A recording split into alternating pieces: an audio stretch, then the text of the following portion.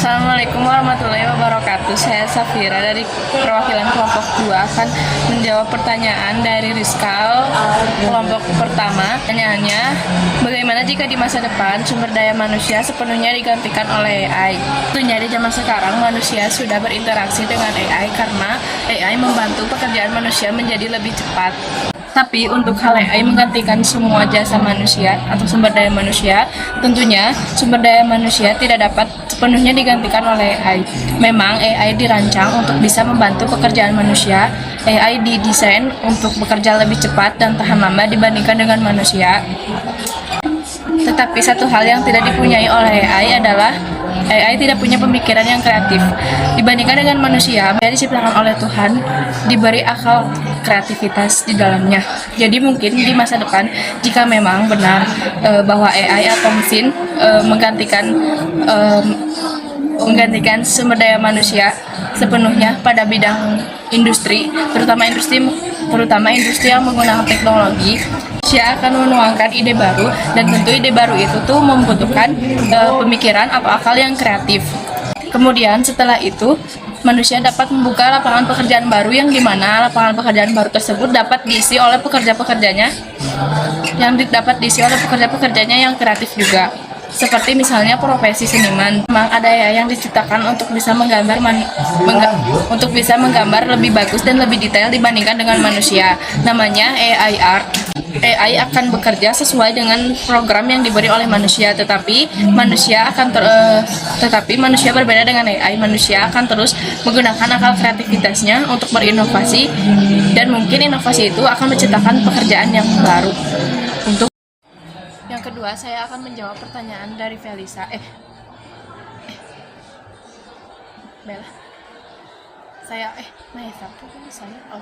Yang kedua, saya akan menjawab pertanyaan dari Mahesa dari kelompok 6.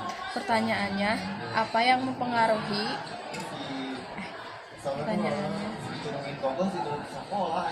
Pertanyaannya, apa saja yang mempengaruhi mata pencaharian di masyarakat? Faktor pengaruh dalam mata pencaharian di masyarakat itu bersifat kompleks, atau kompleks di sini artinya banyak faktor yang mempengaruhi di dalamnya. Seperti salah satunya faktor pendidikan. Tingkat pendidikan yang lebih tinggi tentunya dapat mengantarkan pekerjaan yang lebih layak, gaji yang lebih tinggi, dan juga karir yang lebih baik. Seperti contohnya dokter, guru, polisi, yang dimana mereka pasti menempuh pendidikannya dengan waktu yang lama atau bukan singkat, dan juga memerlukan biaya yang cukup mahal untuk menempuh pendidikannya, dibandingkan dengan orang yang mempunyai pengalaman pendidik. Dibandingkan dengan orang yang mempunyai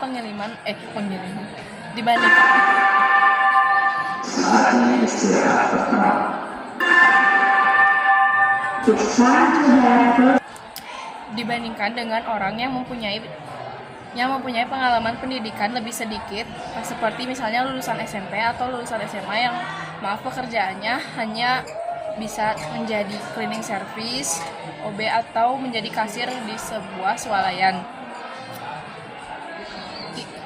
Yang tadi adalah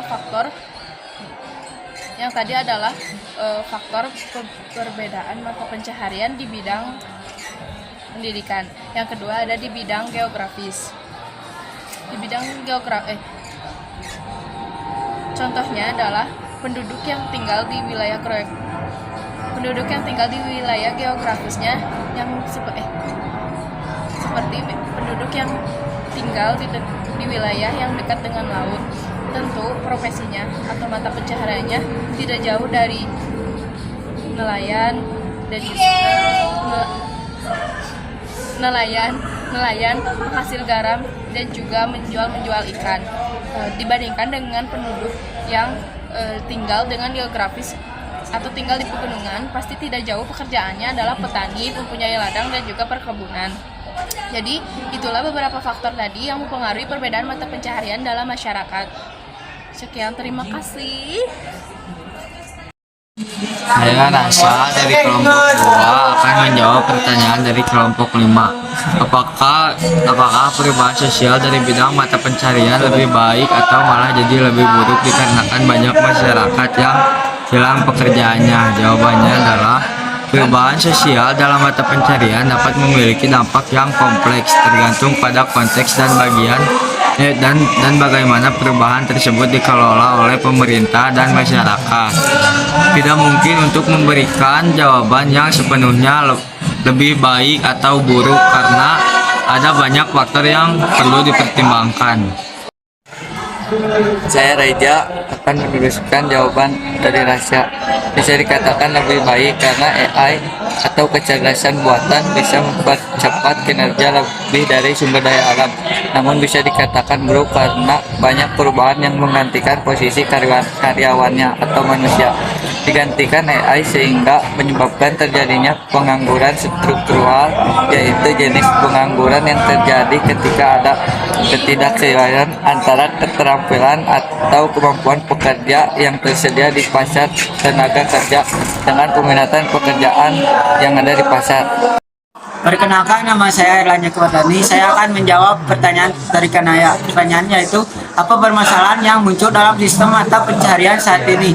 Jawabannya yaitu, masih banyak masyarakat yang memenuhi kebutuhan hidupnya dengan cara-cara yang menyimpang dari aturan atau norma yang berlaku. Contohnya yang terkait dengan materi kelompok kami, misalnya prostitusi online yang dilakukan melalui aplikasi atau micet, sindikat jual beli narkoba, penipuan online hacker yang akan mendapatkan imbalan dengan menjual atau membuat konten porno melalui Twitter.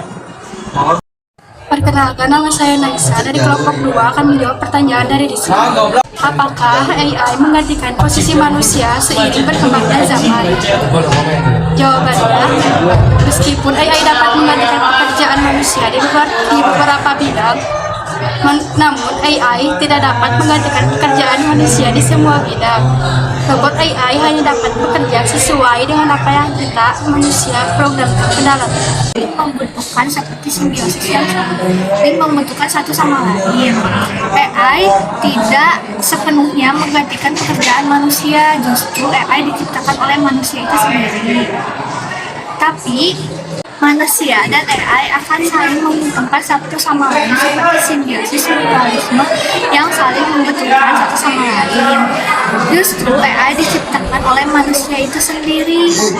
Tapi pengetahuan yang dimiliki AI akan berbeda dengan penciptanya yaitu manusia.